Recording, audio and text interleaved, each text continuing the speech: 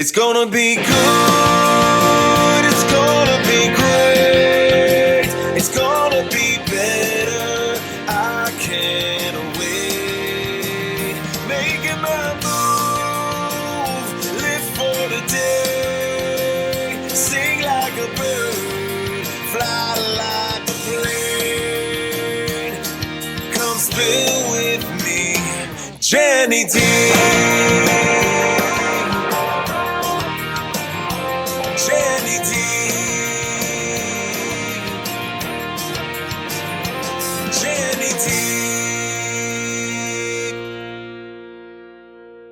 Hello, my beautiful people. It's me, Jenny D from Spill With Me, Jenny D podcast. I'm so excited to have another episode. It's December, and I am just so thrilled and honored to meet so many amazing people. And I was just so in awe when I met this beautiful guest here, MJ. We met a few weeks ago and we met at United Way. It was United Women. It was I don't want to say networking kind of event. It was more of like an educational event. And I just love going to places and meeting new people. And I was just telling MJ this off the air that I was like, oh my gosh, wait a second. This is the first time I walked in the room and I didn't know a lot of people. That does not happen to Jenny D very often. That's right. But I hear that you're a very big connector as well. But MJ, I would love you to introduce yourself to the listeners and viewers of who you are and what you do. Fantastic. Thank you. And I am honored to be here with you today. And it was exactly a very impactful event that we connected at.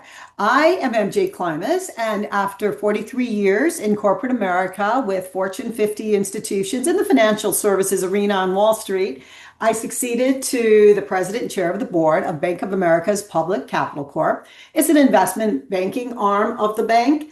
And I had responsibility for hundreds of people and billions of dollars of portfolio. And that was wonderful. What set me apart throughout my career was the fact that I totally embraced the concept of we rise by lifting others. So I was thrilled as I rose throughout the organization to find ways to empower the people around me to develop so that they too could rise, because it was a lot more fun that way. And that was something that separated me from other people who seem to think nose to the grindstone, don't pick your head up, just get the work done. We can do that, but we can be true to ourselves. We can enjoy the opportunities in front of us. We can find ways to seize power in the moment instead of giving it away. And we can do it and have fun, which I like to do, because on top of now having left corporate America and starting a consulting firm where I work one-on-one with people in small group settings and also as a keynote speaker, I play guitar and I perform with the electric Okay, guitar. so wait a second. So MJ is like a jack of all trades. But going back to that, because I'm really, I was in television and radio when I first got out of college and before I started my family. But I want to know from you, how did you do that? How did you dive into the corporate world as a woman? And I know you were high up there. We talked about this off air. How were you doing that? And raising a family, or just being a part of, like, how did you do all that? It was quite a journey, because when I started in 1979, there were not a lot of women in senior positions outside of maybe HR in some cases, and in a lot of cases, not even. Certainly not in the business development world. That was an area that was still kind of a last bastion of male dominance. So it was unique for me to be that woman who, as I like to say, had a chair in the back of the room, suffering from so many of the things women and young inexperienced people suffer through, which is sorry syndrome, apologizing for interrupting Yes. people all the time, and oh, I'm so sorry, I need some help here. Oh, geez, would you mind helping me? So I've got that whole sorry apologetic thing going, not very executive, not very professional. And then there's imposter syndrome. I don't really deserve to be here. They just hired me because I'm a woman. I'm just a young woman who doesn't know the business, understanding eventually how to get rid of that whole thing. It's They a didn't mindset, give right? me anything. I earned it, right? Exactly. And it's like our mindset, as women. I'm not saying that every woman feels these same ways, but I do remember being in, the office, and I remember one of the male in the TV station, he was like, "Can you take notes for me, Jen?" And I thought, "Oh, okay." I was a marketing director, and Mhm. I was like the person who went with them to do sales calls and stuff. And I thought, that takes a lot of guts. I would like, could you imagine if I would ask a man who was, a director, "Hey, can you take notes for me?" I sometimes wonder how that can transpire. Like, how does that happen in this world? I don't think it's happening anymore, but don't you feel like that was a lot of things that were happening back then? It was. It was quite the environment where the men were the powerful ones and the women were there to support the elevation of their power. And to some extent, we had to play that game. However, note taking, wow, I'm very impressed you picked that up on that because a lot of women still, it's part of our perfectionism, I think, feel like we have to write down everything that's said in a meeting so that we know we have all the data. And interesting that you mentioned that because that used to be the way one of my senior leaders he would mock me. They would say, MJ. And he'd say, oh, yeah, MJ, because I took a lot of notes. And Yeah, then it took me a while to realize that's not saying I want to lead the team. It says I want to be the executive secretary of the team. So right. I understand we need to have some recall of what transpires in a meeting, but we need to be aware our presence is what people see us, how people see us while we are doing our jobs. Who are we being while we are doing? And if we're sitting there with our heads down taking notes, that's different than the individual, male or female, who's sitting there thoughtfully listening and then Right. contributing. We can't listen and contribute if we're taking notes. So that is an excellent point you raised, Jenny. We need to be aware of that. Take adequate notes, but that's not the reason you're in Right. the meeting. So Yes, no, and good point. like being engaging in the conversation, sometimes you may feel, isolated because you are sitting in the back of the room and you feel like, but I want to tell like my daughter and the younger generations like go to the top of go sit in the front row. Don't go in the back. You need to be present. You need to be seen. That's my whole motto for 2026, women's voices, be seen, be heard, because I really do feel like there's so many women like you in your journey. And MJ, so tell us now, you were in the corporate world. So what kind of came about? Like, was there a day where you're like, all right, I'm done. I don't want to do this? Or what really made you want to say no more? That's had a lot to do with a lot of things. Timing's everything. I certainly wasn't the only person making a big change at this time. However, we rewind back to 2021. We'd all lived through some very challenging times during the pandemic. I had my career had elevated, or I had elevated myself in my career to the role where I was in charge of this division, the president. And during the pandemic, it became so much administrative. And what I loved was interacting with clients, interacting with the people who reported to me, as well as my cross-functional peers and senior leaders throughout the organization. And all of a sudden, here we were just stuck in our houses doing reports and trying to accomplish our goals while we could not leave the house, like so many. However, I became critically aware of, while I was on Zoom calls, of how bad some people were on Zoom calls and how that could dramatically impact our ability to rise and to lead and to lift and to succeed. And so I started to think, boy, I wonder if people are aware of this. And we all saw little snippets about, wear a good shirt and look at your background. And those things were important, but more subtle things like what does your face look like while you're sitting on these calls? Are you even showing your face? So many people chose the black screen. That's never helpful. We can always advance our cause by showing up, looking professional, looking put together, looking organized, looking focused, looking like we have a mission, understand the mission, and we're there to support and advance that mission. So started to think about that. And after one particular Zoom call with a third party, I talked to one of the board directors and I said, the people who are representing your brand didn't do a really great job. They weren't dressed appropriately. They had some vocal viruses going on, and some of us have heard upspeak, and that's when people end every sentence like they're going to ask us a question, but they're not asking us a question. They're making a statement. However, I never kids heard of that. Well, I've heard of it, but oh, wow. So you really recognize those things. Yeah, so that's called a vocal virus. The thing about that way of speaking is called upspeak is it's contagious. So it also screamed, I'm weak, I'm uncertain, I am not confident, I am not even credible. So I noticed these things and I told this individual, that, these people weren't doing a great job. And she goes, you're right. And here's the interesting thing. We can't afford people to do a great job there, but I am starting a new job and I need to be thinking about how I present myself on the Zoom, how I'm introducing myself to my new teammates, what I say, what I wear, what should my head look like, what should my face look like. I said, oh my goodness, I can definitely help you with that. She said, send me your rates and your availability, and boom. I was in business. I started Presence Plus Consulting as a result of that interaction with that woman post pandemic. I was ready.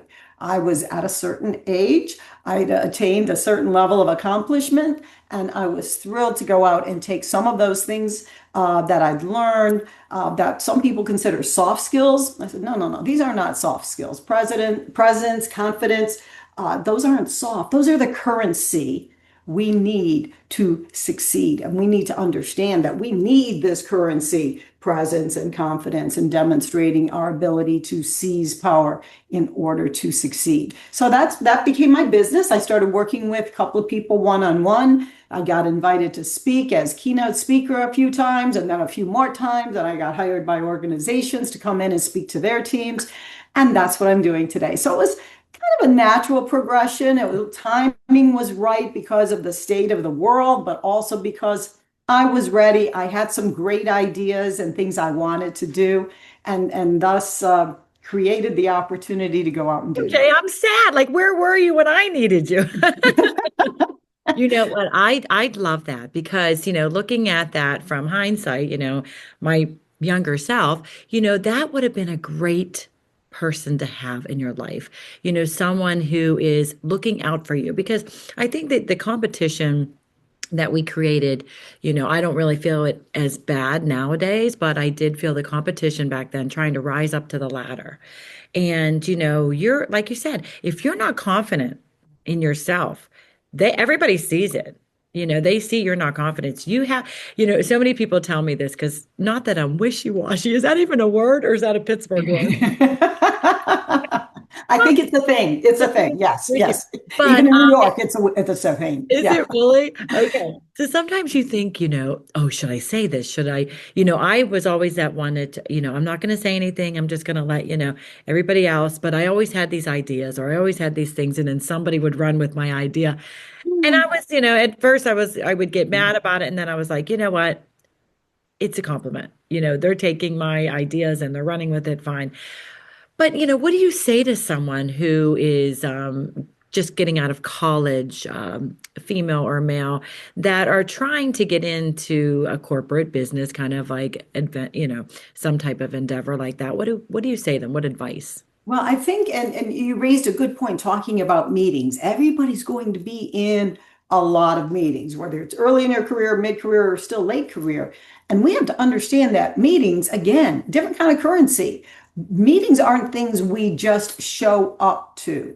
Meetings, every single meeting, each and every one of us needs to have a personal agenda for that meeting. Certainly, there's going to be a formal agenda which says, Jane's going to introduce at one, Tony's going to support with some data.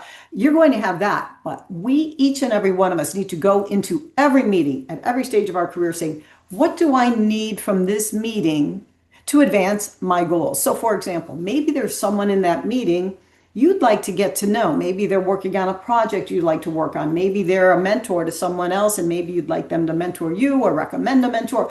All sorts of things might be going on besides the formal agenda.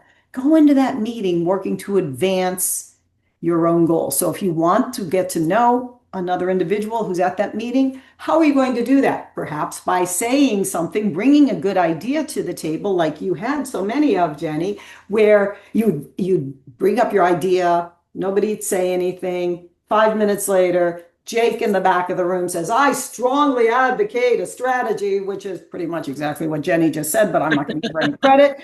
And then Jenny sits and goes, wait, what? I just said that, right? You heard me say that. And the person goes, yeah. And he gets the credit. To your point, your idea, happy to have elevated it to the organization, but to watch him take the credit, Not cool. So what can we do? We can make sure when we introduce an idea that we take a hot second. I call it the pause and posture check. Just pause for a second, Ooh. check your Say that breathe. again, MJ. Pause. Pause and posture check. Take 1 second. It feels like an hour or 2 or 3 seconds. Breathe. Check your posture. On a Zoom call, that means, I don't know if you saw what I just did, but I put my hands on my hips, and that took me from this individual to that individual. Oh, I like So that. when I speak now, people will see my face, and they're going to see a woman who looks strong posture, confidently positing her new idea. It's going to be received much differently than if we're sitting there going, well, I don't know. I was thinking maybe we could, I don't know, this is probably dumb. Maybe we could try this.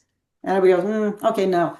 And then that's when, because we introduced with, I don't know, we used minimizing weak language, weak vocabulary.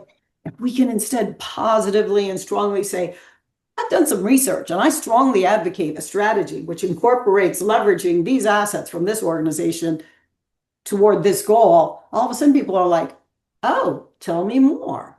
So how we present the idea, when we open up our mouth, how we open our mouth, making sure we do it when we've already collected ourselves. It's too often if we're just trying to jump in there, we say, well, yeah, blah, blah, blah, blah, blah, and nobody really gets what you're saying. However, if you can even try, like I said, you got the strong posture. I sometimes would raise my hand, not like I'm looking for permission, but basically saying, I'm speaking right now, and right now I want to advocate that strategy. And then you take it down. But a little bit of physical activity, whether it's your hands, putting your head out, leaning in a little bit, something that says, I am speaking and you will listen to me. Yes, I love That's that, MJ. that's That how is, we go um, into those meetings. so you go into like, do you go into colleges or do you go into like workplaces? Where do you go and you speak? Do you speak around, is it only Pittsburgh or do you do like Zooms or Yes, I do it all. check, check, check. I do speak at universities. University of Pittsburgh is a large client of mine. I've spoken at Franciscan University. I have an upcoming speech at University of St. Francis, no, not St. Francis, St. Vincent, excuse me, in Latrobe. So I Yeah. do speak at universities, and there's a lot of opportunity there as young people who've spent a lot of time growing up, either through the pandemic, life on screens. All of a sudden, they're presenting themselves in public to senior leadership, to their peers in interviews, and they're not quite sure who they need to be because they've not been exposed in the right way. So they get through college and they get jobs, but they're still not getting the whole, how am I being perceived? What kind of first presentation am I making? And understanding that physical presence along with our emotional energy, confidence, passion, enthusiasm, and poise is going to make the world of difference in how our peers, leaders, direct reports perceive us. So there you go. I love that. I was taking notes. I hope anybody else listening and viewing this is taking notes. So let's now, I love what you're doing. Let's get into how we met. Okay, So I wasn't sure about you. I know about United Way, but how sure. did you get involved in United Way and how did you get involved in United Women? Because I didn't know that, I just thought, okay, United Way, we're here to, donate money or food or clothes or so explain to us why you got involved and what you do. Yeah, and United Way is all those things. They're wonderful organizations supporting the community of Pittsburgh. And what's fascinating about this organization is that when we donate to United Way of Southwestern Pennsylvania, you know your money's remaining right here in like a 3 or 4 county area in Southwestern Pennsylvania, which I love, supporting my community, certainly supporting the women and girls in the community, which United Way does in so many ways. However, what they realize is there's a lot of women who are working, who are donating to United Way, and are very busy with work and aren't necessarily looking for a way to network. However, I explain to women and people all day, every day, unless you plan to be in your current job for the rest of your life, Right. you don't know who you don't know out there, and meeting more people outside of your organization is important. So United Way created Women United, Yeah. and it's for women of the area who are employed. They can be a lot of women from, say, a PNC or UPMC. So they have their own organizations within their organizations. But then there's a lot of women like me who are independent now. I'm an entrepreneur now. You're an entrepreneur now. So looking for ways to network with other professional women in our geography is very cool. What I loved about the Women United concept is that it gathers women who are like-minded, who feel passionate about giving back to their community. And it gives us a platform to give back with both with our time in volunteering, our treasure, in donating, in talent, as sometimes we'll be mentoring others, helping people with their taxes, helping people prepare for interviews. So we're women who are passionate about giving back and supporting the community, and this is our platform for doing it. And as a reward, we get to meet some of the coolest chicks in Pittsburgh, as I like to say.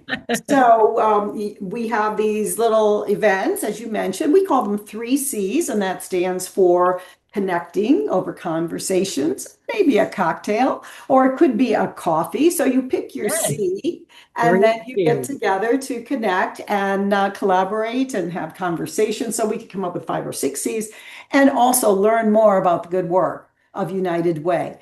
And for example, I think that evening there may have been an opportunity to sign up for a volunteer event for food packing coming up next week at the David L. Lawrence Convention Center.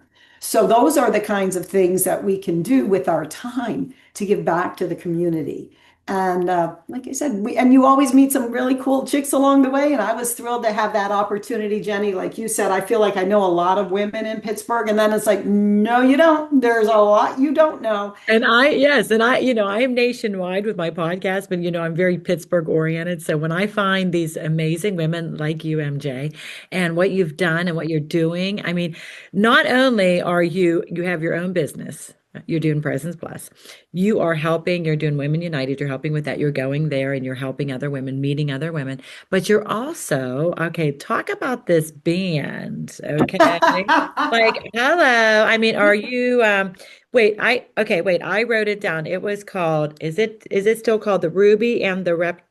Riptides and the Riptides. Kind of, I Ruby started like Reptide. playing, yeah, surf rock. So you're thinking like Dick Dale back in the 60s, kind of like that, Miss Lou, that song from Yeah, Pulp Fiction, that kind of stuff. yeah. That's what I play on my electric guitar. So You the have whole, an electric guitar? oh gosh, yeah. Oh, okay, wait. I should have Go had back. it in here with me. Yeah, Yeah. you should be playing us some songs. So when did you start playing the electric? When did you even start getting into like the music? I thought that at the age of 60, that was a good time to start a new hobby. So Nice. I Good for picked up my you. guitar when I was 60. And fortunately, I'm working with a super cool guy. And if you are going to start playing an instrument, make sure you're aligned with a teacher who understands your goals. He knew because I had 2 daughters who were musicians all through from second grade on. There were strings. They play, well, there they are right there playing the viola and the cello. And so we always had music in the house. There was always music lessons. And then they went off to college. Both of them got music scholarships, which was really cool, Yeah. and continue to make music to this day. They're professional musicians. So Wow. what I realized was when they left, music left the house. And I remembered that they got so energized around a performance opportunity, even if it was a recital or an orchestra performance. And that's what I told when I was looking for an instructor. I said, I know what performing does for people. If we sit in our living room and play for ourselves, that's okay. And you can improve and get better. That's great. But if you get actually an opportunity to go on stage with an expert, a professional like that, how cool will it be? And that's when I truly started to advance and get to become decent. Okay, I will not say I'm amazing. I'm not. I have a ton of fun. People like watching me play, and I'm okay. Don't get me wrong. I'm not going to minimize my talent. Stop it. But so that, yeah, and he said, cool. And my husband started playing bass guitar. He's got a drummer in his band and his bass guitarist who will always step in. So whenever I'm on stage, we're Ruby and the Riptides, and we're usually playing some rock and some surf rock or something fun like that. Find And this the band. crowd loves it. It's I always love fun. it. All good fun. Where'd you find this band? Doug Edgell is a local performer. However, he was a former professional. He used to tour with a band, and I always get it mixed up. It's they might be Giants or Sleeping Giants, one of the two. The one that's less known. He was known here in Pittsburgh, but he was on Conan O'Brien. He toured nationally. Super talented guy. I got to know him because I saw him perform locally, and then I started taking lessons with him. And next thing you know, he's letting me perform, and he has events where he lets several of his students perform with his band. And we bring our own people on stage. I do bring my daughter on stage with me sometimes. Her son, or excuse me, my son-in-law, her husband plays the trombone and euphonium. So we all get on stage and have a really good time. I love that. Music to me is, I was a theater minor, so music to me is just, being in the chorus.